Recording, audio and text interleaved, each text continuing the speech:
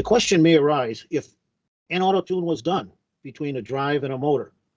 Well, a way to confirm if an auto tune is done, what the auto tune does, you have to understand, is it modifies the E02 parameters.